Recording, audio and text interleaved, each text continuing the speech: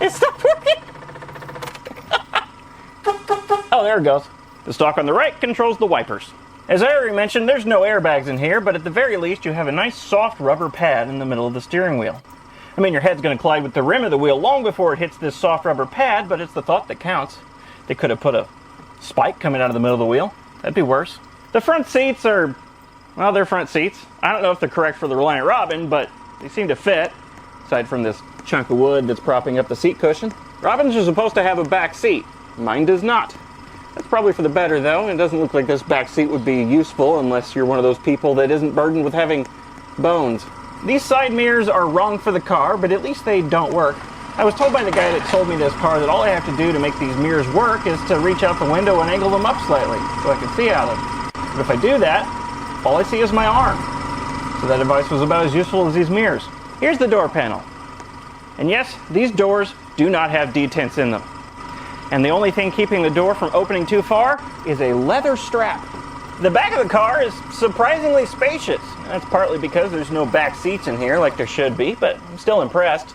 There is no spare tire in the spare tire well because spare is too big, and there's currently no speakers in the car because when Mr. Funkmaster had this car, there was a built-in box back here that was spanning about this space. They had like 20 speakers, a couple amps, and 15 subwoofers or something. And he removed it, which I'm thankful because this is totally the wrong sort of car for that sort of setup. I mean, I'd argue that any car is the wrong sort of car for that many speakers, but that's just like my opinion, man. And that's pretty much it. Pretty simple car, if you can call it a car. Now, like I've said many times, this whole thing is made out of fiberglass, the whole body, which makes it very light. This whole car, engine and everything, weighs under 1,000 pounds, just under 1,000 pounds. That's 450 kilograms if you come from the land where pounds means money, and Reliant Robin means a local production. And I think that's the end of the tour. I should know, I scripted this whole video. Let's take this thing for a drive now. I'll start with the subjective. I love driving this thing. It makes me happy.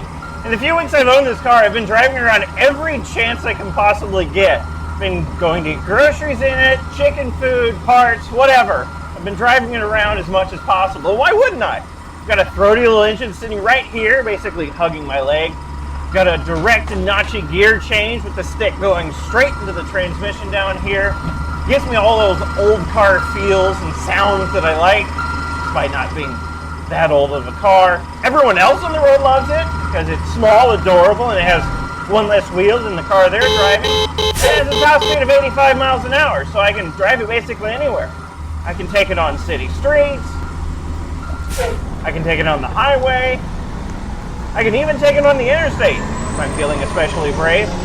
Although I do have to admit the engine's a little weak, so I have trouble going up hills.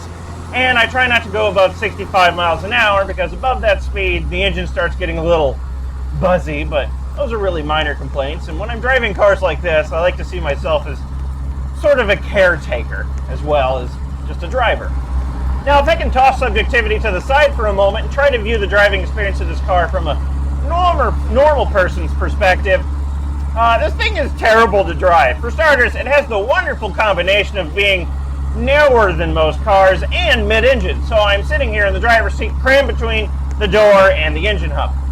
And the engine hub has very little in the way of insulation. Basically all you get is the carpet that's around it. So it's about as hot and loud as a volcano during mating season.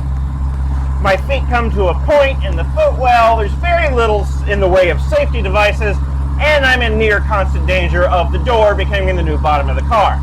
Now, naturally, I consider all of these things a bonus because, well, they add character and entertainment value while I'm driving, but to the average person, I imagine these aren't exactly bonuses, and that would make it a terrible driving experience. Let's talk about stability. I have more of it because I'm on antidepressants, and a robin has more of it than you would think. You know that episode of Top Gear with the tumbling robins? Yes, it was hilarious, but it was also a bit misleading. Robins don't tip over quite that easily.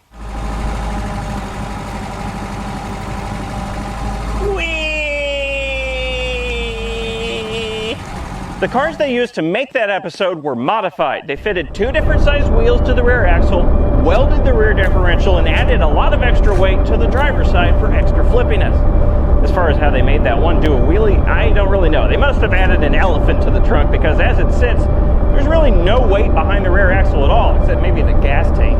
The engine's all the way up there. In reality, the Robin doesn't flip over quite as easily as they made it look. Whee! Obviously, it's not difficult. I mean, just look at it. The front wheel's like a freaking teeter-totter. But it's not comically easy either. The steering is fairly heavy, and the live rear axle has a pretty hefty anti-roll bar given the size of the car. And it has an open differential, which is helpful because if you get the car up on two wheels, all the engine power will be sent to the free spinning wheel, not on the ground, and the car slows down and settles back down. Which is something that I actually experienced. I took a corner just a wee bit too hot, got it up on two wheels, and the free spinning inside wheel went and the car slowed down because there was no power being sent to the ground, and I was basically saved by the open differential. Would have been saved if I, didn't take the corner too fast, but whatever. The car saved me. The reality is, I'm constantly aware of the tipping hazard, not constantly afraid of it, and that's kind of the difference. Yeah, so that's pretty much it. I have a Robin now. As far as plans go, I don't really have many plans for this thing. It's not in the best cosmetic shape. There's quite a bit of cracking around the gel coats, and the interior is a little bit shabby. So maybe I'll tinker with it and improve on it in the future. Regardless of what I do with this thing, I'm gonna have a blast with it. It's in pretty good mechanical shape, so I don't have to worry about that for at least a little while. Maybe I'll change the oil. I don't know. I'm gonna have a hoot with it, and I'll probably get up to some antics like testing how easy it is to roll a Robin, or at least get it up on two wheels. So anyway, thanks for watching. I have a Reliant Robin. I'll see you in the next video.